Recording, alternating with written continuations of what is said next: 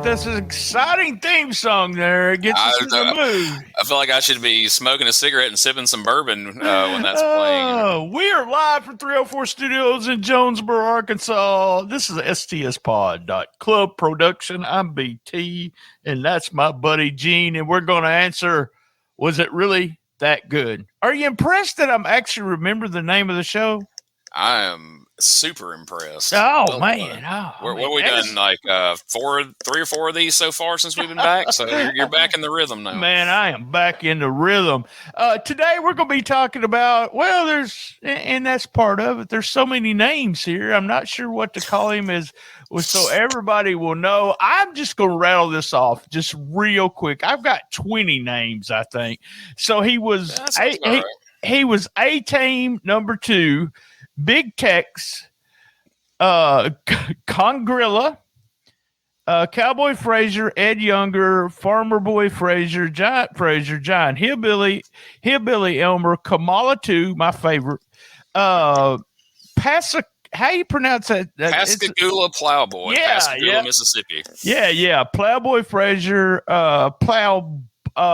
Playboy Frazier, Plowboy Frazier, Tex Frazier, the Convict, the Country Plowboy, the Giant Rebel, Tiny Frazier, Tiny the Plowboy, the Lone Ranger, my favorite, by the way, Uncle Elmer, and I've got Lieutenant Frazier. So there you go, about 20 there. Wow. And they thought Burgess Beefcake had a lot of names. One of these guys, what we did was you and I was doing these shows on some of the worst shows, it seemed, that I could pick out. And then we did one on Dream Machine, Kevin Steen, Snowman. And as we're talking now, hopefully the Fabs one I've already put it out. So it seems that people like us talking about, just one person and kind of what we think about them. It's getting better plays. And I don't know why. I mean, it's a WCW pay-per-view and it fucking sucks. So that's probably has something to do with it. But when I say Plowboy Frazier, what's the first thing comes in your mind? The first thing that pops in my mind, so when I was a kid, the local video store had a Best of Jerry the King Lawler, Volume 1 and 2. And so Volume 2 was called The Early Years. And there was a promo on there. Jerry Lawler, Sam Bass, and Plowboy Frazier are out there doing a promo with, I think it was Lance Russell. It may have been the other guy. I'm not sure. But Lawler's talking about the match that's going on. And in the background, you see Plowboy's cutting up a watermelon. And he splits it across the desk and he hands it to Lawler. And Lawler's like, he tells, I think it might have been Dave Brown actually, but he told whoever the announcer was, like, hey, you better eat some of this. This is a big deal to him. And so now he's eating watermelon as he's cutting the promo. And I just always picture the big 6'10", nearly 500-pound guy in overalls eating watermelon with it running down his face, doing a promo. And that's what comes to mind when you say Plowboy Frazier. Obviously, when you say Uncle Elmer, I picture him and Hillbilly Jim and the WWF and him getting married and all that, which I'm sure we'll get to. But all right, how about this, Gene? Let's show everybody, or they can sit and listen if you're doing the audio version. This is exactly the angle or the promo that you're talking. This is fun. Give you kind of an idea about what was going on with Lawler and Frazier. Here he comes, Jerry the King Lawler, manager Sam Bass, and they've got their new partner with them, Plowboy Frazier. Jerry, Sam, how you doing today, Dave? Yeah, we're doing all right so far. I want you to realize that this is one of the premier days in my career so far. Do you realize what is about to happen today? No. Have you told the people about what kind of match I'm fixing to be in? You're going to be in a championship match against Tommy Rich. After last week, wait a minute, Frazier. Oh, okay. Don't mind him. Yeah, don't mind him. After all the little things, after all the trinkets and things that I bought him and all the favors I've done for him, he's asked me time and time again if there isn't something he could do for me. And thank you, Frazier. Thank you very much. And to him, this is. Let me cut it. Yeah, go ahead. And you better eat it because to him, this is a big deal. So just, Look how young Dave Brown looks there. Oh, I know now, it. baby, you're looking at the garbage men. We're going to eliminate the trash in professional wrestling. There's a lot of trash running around here, like Big John, Bearcat Brown, things like that. And Michelochic's fast falling right into the category of trash. And garbage men eliminate trash. And that's what we're going to do. You remember a few years ago when you had a little trash problem down in Philadelphia, Mississippi? Yeah, I remember. What'd you do to it? Well, I got my bulldozer and I put them underneath that pond down there in Philadelphia, down in Neshoba County. Tell them about it, baby. We're going to eliminate the trash in professional wrestling. And you're looking right now, ladies and gentlemen, at your new Southern Heavyweight Champion. Now, wait a minute. Before we leave, Dave, let's see you take a bite of that watermelon. I'm not sure. Go ahead, Dave. That's a big old bite there, I Dave. want to say before how is the watermelon? It's great, isn't it, baby? I don't trust it, but it's pretty good. Tricky to get Lawler. I tell you. All right. Yes, that kind of gives everyone an idea of, and this is, I'm going to start with this angle, and I may go back and say some other stuff about him. But me and you both look for this angle, but a lot of people talk about it, and I've never seen it, I guess, or just people talked about it. And Lawler was giving Frazier a bunch of stuff because Frazier was like his, if someone came after him, he would always beat he would send Frazier to beat him up because he was smaller than Frazier, kind of thing. And he bought him diamond rings. He was the Diesel to Lawler's Shawn Michaels. I guess that's pretty damn scary. Low to his MJF, whatever. Yeah. And then so Jarrett comes out and says, "Hey, those aren't real." And apparently on live TV, when he tries to hammer it and show him it's not real, that the diamond shoots out under the ring. So they had to go get the diamond. But that's where they start this feud against each other. And when Lawler's talking here, he talks about that these things I'm getting him. These things. So this is all part of a big ruse from Lawler. So in my research, I found a lot of. I said something to you before we started recording, but he apparently he was that shoot. He is as hillbilly as there ever was, right? Yeah, I mean that's how the story goes. That I guess Stan Frazier, which is his real name, did a little bit of wrestling somewhere around in Mississippi or whatever, but. The story goes that Lawler legitimately just was traveling down through, the Delta in Mississippi, going to a show, and came across Frazier, and like, oh my God, this guy's huge. And him and Jerry Jarrett, brought him into Memphis and made him, Plowboy Frazier. But it wasn't a stretch, it wasn't like they found some guy and turned him into a heel. Over the years, every big guy with little to no wrestling ability was turned into a hillbilly. But no, this was just a hillbilly they actually put into the ring. That was 100% a shoot as far as everything that I've heard, and from what I hear, everything you've heard from people who knew him and worked with him.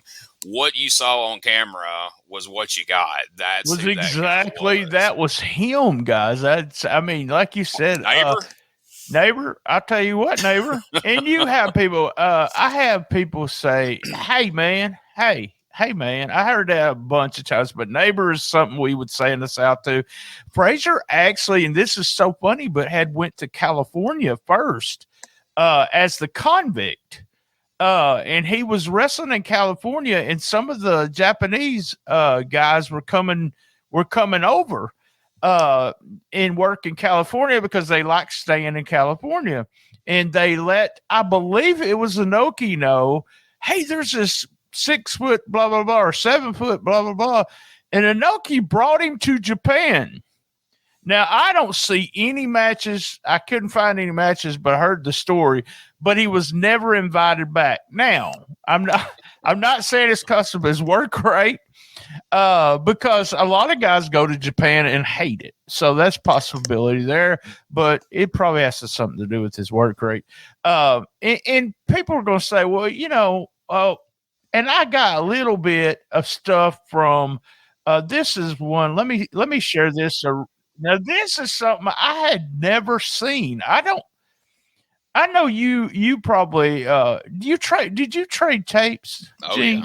Oh, yeah. Okay, so we had this tape trading thing where, you've seen all the old Memphis is what you thought with the VHS. But what's happened is all these people that we were actually trading with was the only people that was doing VHS, but there was a bunch of other people that were recording shit, but they weren't sharing it with anybody. They weren't trading it with anybody. I think this is kind of a representative. Let me get it going here of actually some of the way he moved. And this is the 70s. He was much better than when he was Uncle Elmer. So let's take a look. For a tag. No such luck. Flyboy's in. What a backdrop. And Frazier takes him down. Waller hollering for Frazier to slam him. Takes him up almost with one hand. He pounds him down. Frazier whips him across the ring. Not bad. He was a lot more mobile in the 70s. I mean, have you seen some of the stuff from Georgia? Frazier pounds out. 1, 2. All right. That's extremely loud. Jesus. What did you say? I didn't hear what you said there. He's a lot more mobile in some of that older stuff from the 70s and early 80s. I know he did the leg drop too. Apparently, he got real high. Georgia, where he was tagging with like Robert Fuller against the Freebirds, and a few matches there. Way different than what you saw of the Uncle Elmer days, and then of course the later Memphis stuff, Kamala 2 and Playboy Frazier and all that different stuff. But I thought it was so funny that this guy went to Georgia Championship Wrestling. I guess it was around 84 or 85, and won the tag team belts from the Freebirds with Ted DiBiase. What the hell were they thinking? That was, I think they held it for like a week or something. It was a very quick thing, but and I think it had to have been earlier than that because he was Elmer in like 85 and 86 something, and that probably had to be 82 or 3 maybe somewhere. Maybe he was a little more mobile then, but nothing like what you just saw there. But he was an interesting guy. I think it's funny that you made mention of the Lawler promo there, where Lawler was giving him quote unquote trinkets and costume jewelry and all this, and then he later became infamous for selling that stuff in the dressing room to other wrestlers. The Folex and all that, all those types of things. That became his deal. He would carry that stuff around and try to sell it to the wrestlers in the back. They would. I've heard Dutch tell the story. Ricky Morton was telling the story too, where he would come in and put everything down on in the dressing room and say, "Neighbor, I got some watches here," and then he would try to sell them for $100. These are real things. And then he had a suit shop or something, or boot shop or something at one time. Yeah. And everybody was scared. Everybody was scared to buy them because they was afraid that they just wasn't good quality. I know that surprises you, but I think because his and both Dutch said this and Ricky Morton actually said that he didn't have a problem working him because he could bump all over him. And Frazier would bump him real hard. He would just bump. And Dutch said his IQ, it was really, really low. So that even made it worse, if you're in the ring with somebody like that. I found all kinds of really interesting. That convict going to Japan was an interesting Did you come across why Vince never wanted him to wrestle Andre? I remember I mentioned off air that I did some. I don't even remember. I can't remember for the life of me why, but I did some studying on him years ago, and I remember seeing some stories about that, but I don't really remember the exact context of it. So refresh my memory. Yeah, Vince didn't want him to wrestle Andre because he was so shitty in the ring, and Andre was too at the time.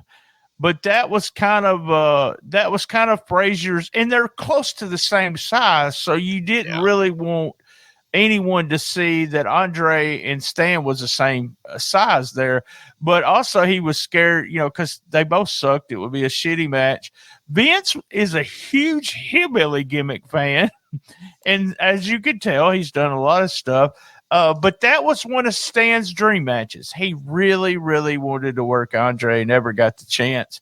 They did a match. I thought this was interesting, but he lost his hair, but he lost it in Louisville, Kentucky. And the reason why it was Louisville is they wanted to, Memphis was drawing good, but Louisville wasn't drawing as well.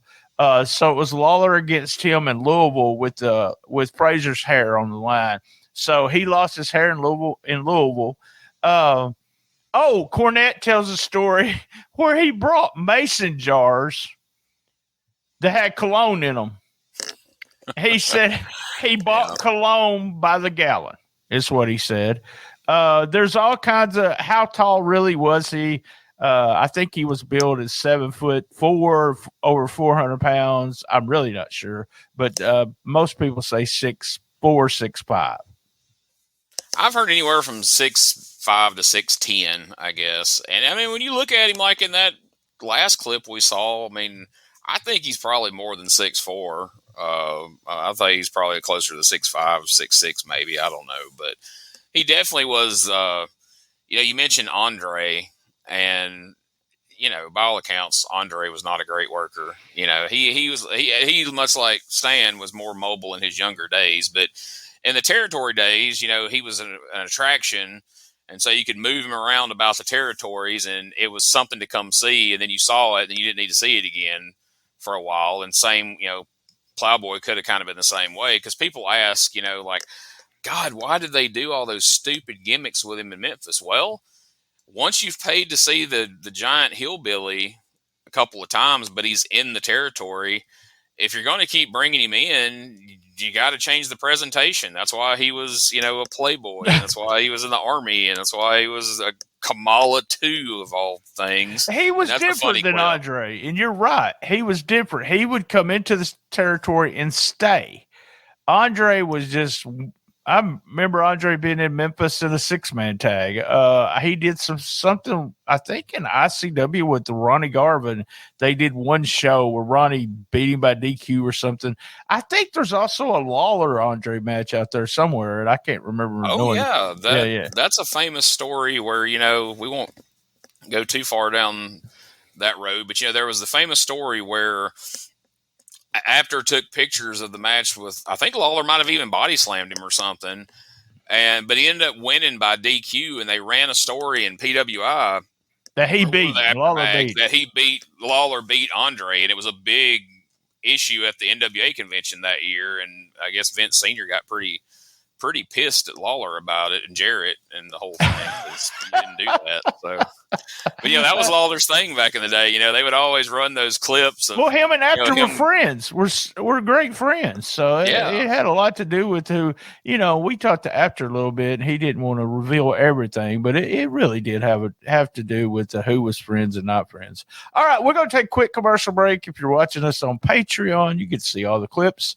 You don't have to actually just hear them. And if you're watching video, you don't get a commercial. So real quick commercial break. We'll be right back. Was it really that good? Right back with Gene Jackson. Gene, as we're talking about these things about, and like I said, Ricky Morton actually has a story. He was talking to somebody, and Frazier had knocked himself out completely. And it had something to do with the dressing room, because he hit the top of the dressing room and fell and knocked himself out. And then Cornette tells a story where he's going for the leg drop, and then he just loses his balance, or the ring's real bouncy, and it's just, he lands right on the back of his head for the leg drop, right in the middle of the match. So he had a lot of those where he just clumsy. Maybe that's the best word to say, clumsy. And I've always been a fat guy, so I don't have well balanced. When I was a kid, I would always turn my ankle at least 3 or 4 times a year. But one, I'm gonna end talking about the Cornette stuff. But Cornette tells a story, but he don't tell the whole story. But it actually, Frazier brought into the dressing room. I've talked to a couple people about this. He brought into the dressing room some Polaroids. He had took some pictures, and he was passing them around, showing all the guys, in the dressing room. Like, we do that with our phones now. Yeah. We take pictures and we show things on our phone. But this was him having sex. He's with a midget. So there you go.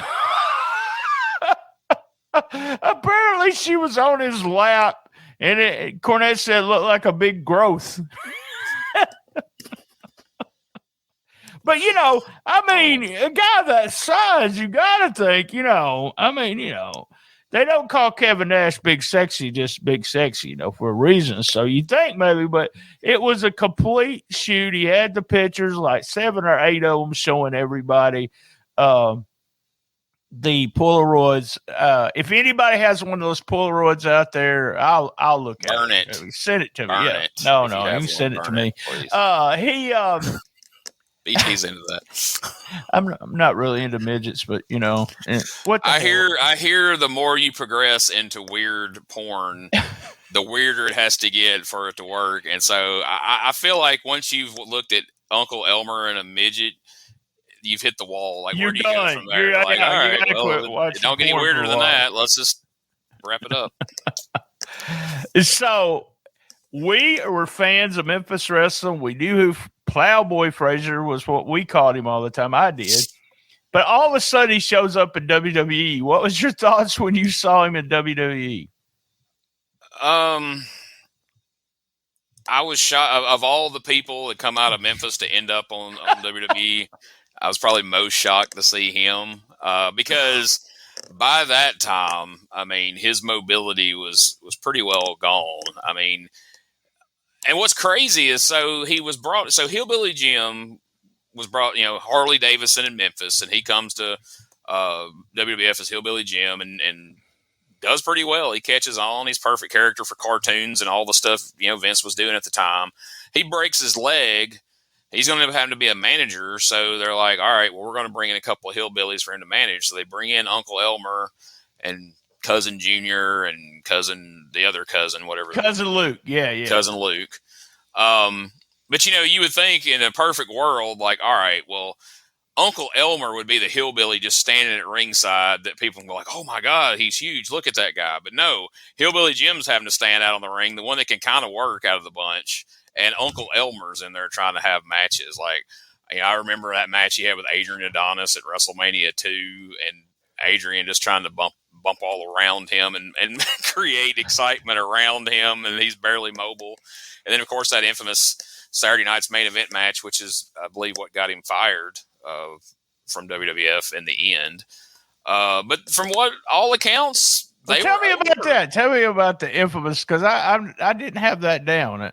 From what I understand, and I think it's pretty well documented in shoot interviews and different things.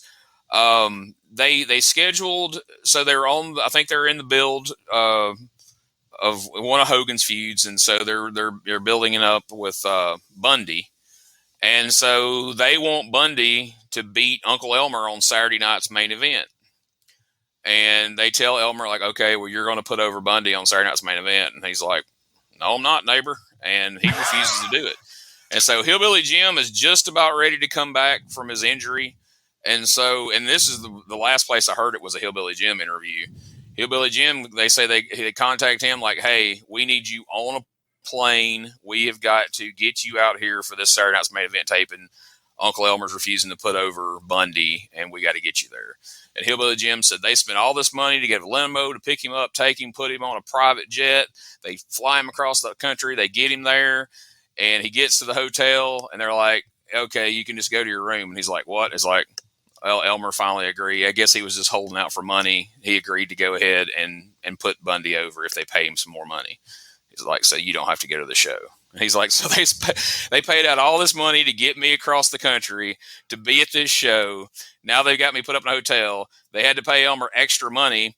And so just like the old Warrior thing from SummerSlam, Bundy beats Elmer on Saturday Night's Main Event, and of course, when it's over, you're fired, and his ass is going back to Memphis as Hillbilly Elmer. And that was his exit from WWF.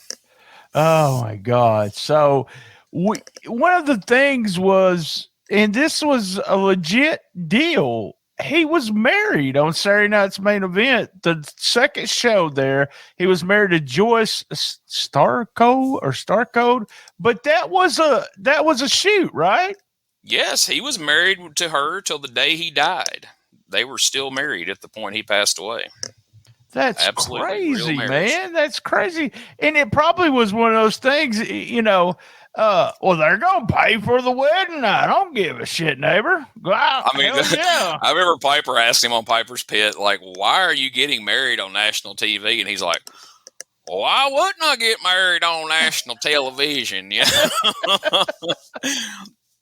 And he had the big gimmick where he had the Uncle Elmer's fried chicken parts or whatever. Yes, like yes. I remember that's what KFC type bucket. I think that came from Hart because they did something where they were all at a picnic on the First Family. Remember, Hart had already went to the WWE, and I don't know the story. I'd have to, bring Jimmy on and talk to him. But most people, the legends per se, tell me they think Hart got Harley Davidson a job, and then when they ask, you got somebody else, he recommended Frazier. So that might be Jimmy Hart's fault that Frazier got a job in the WWE. Yeah, because Hillbilly Jim said in that same interview before he told the story I just told that he was told, because he just came from Memphis. He knew Frazier from Memphis, and they're like, hey, we're going to have something for you to do while you're injured. You're going to manage Uncle Elmer and Cousin Luke. And he's like, who's Uncle Elmer? And they're like, Stan Frazier. And he's like, what? Really? Like, yeah, we're bringing him up. I'm like, whew, okay. So but yeah, that had to be Jimmy Hart, right? I mean, it had to be. Yeah. So wonder he kept a job after that. I mean, it's like, Jimmy, pal, where'd you get this fucking redneck? Was that a rib?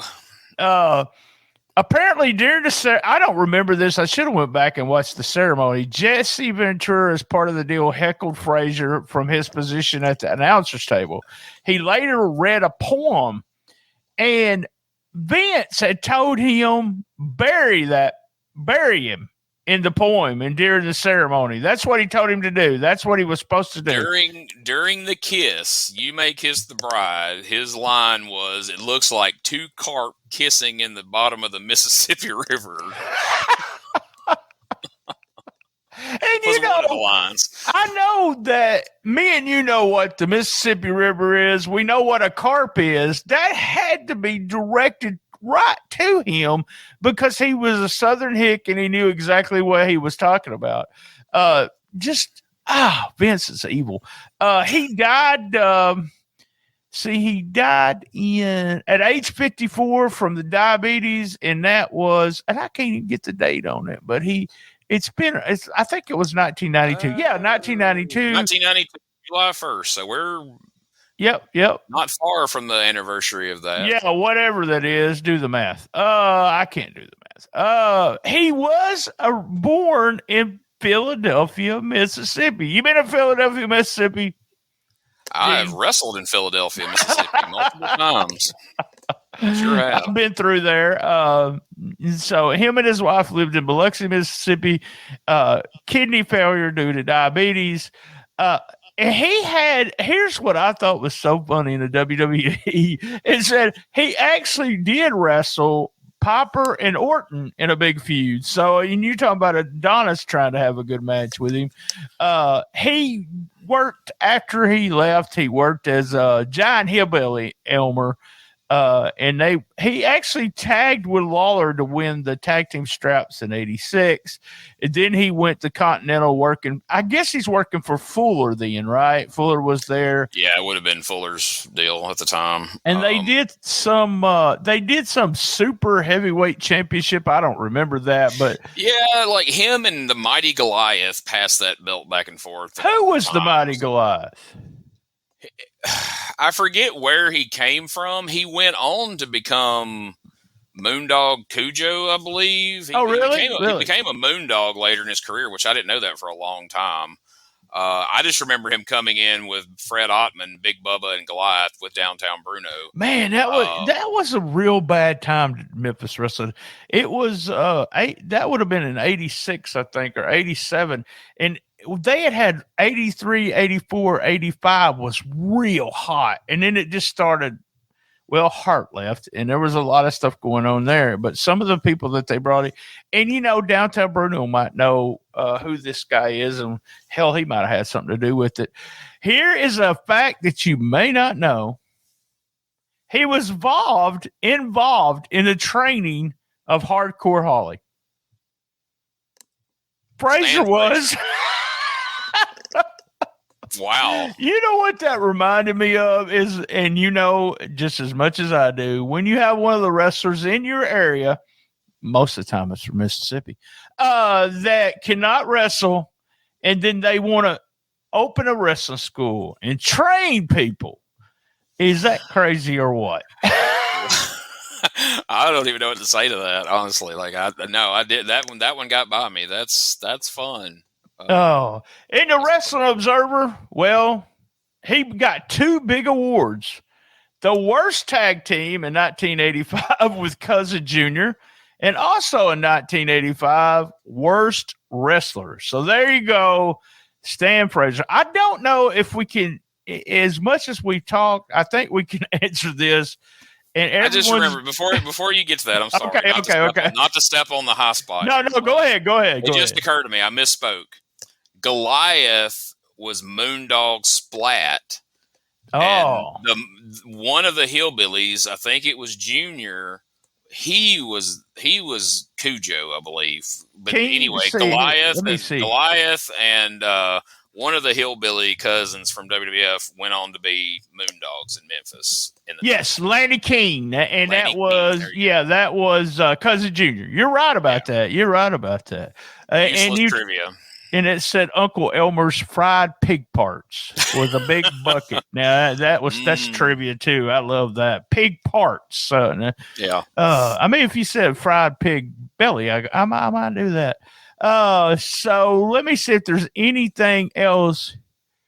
Oh yeah, there was something else he did.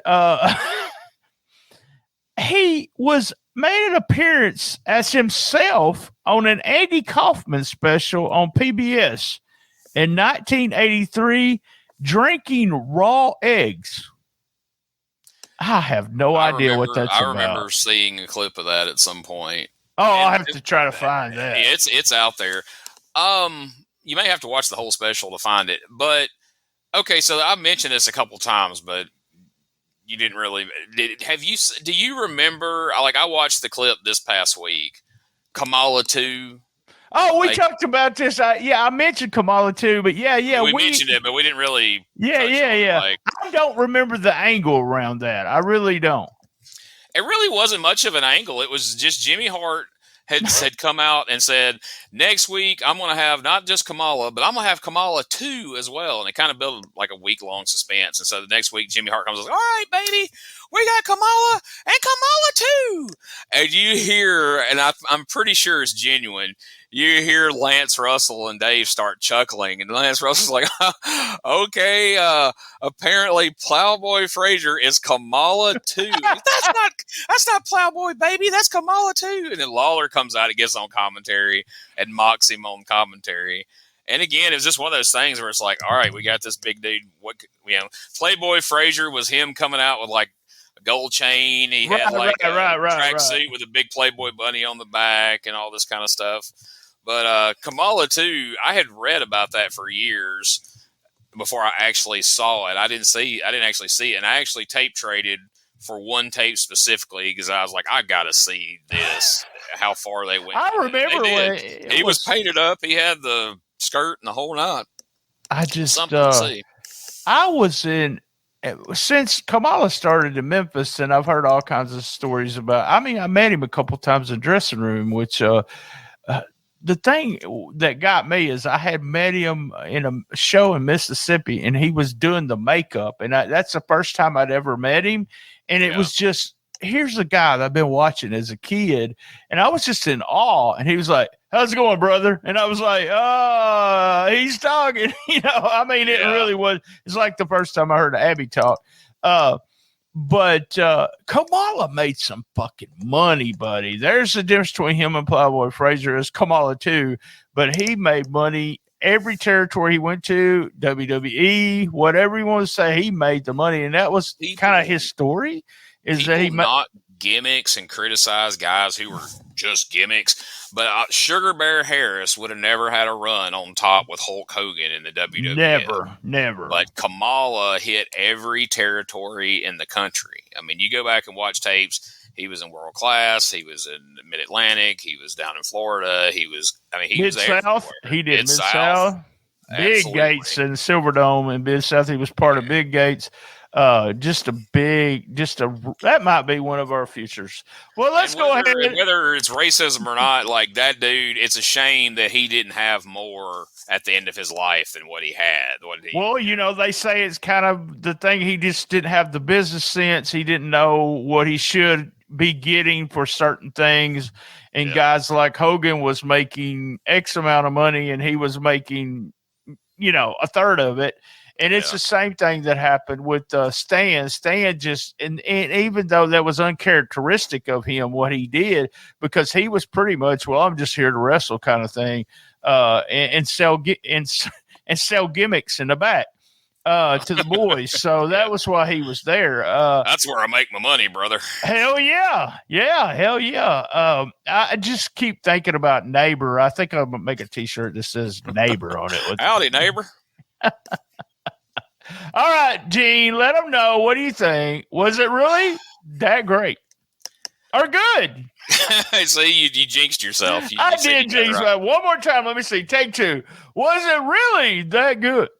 I have labored over this one. Usually I know when you tell me who we're doing, I know what my answer is before I even do the research.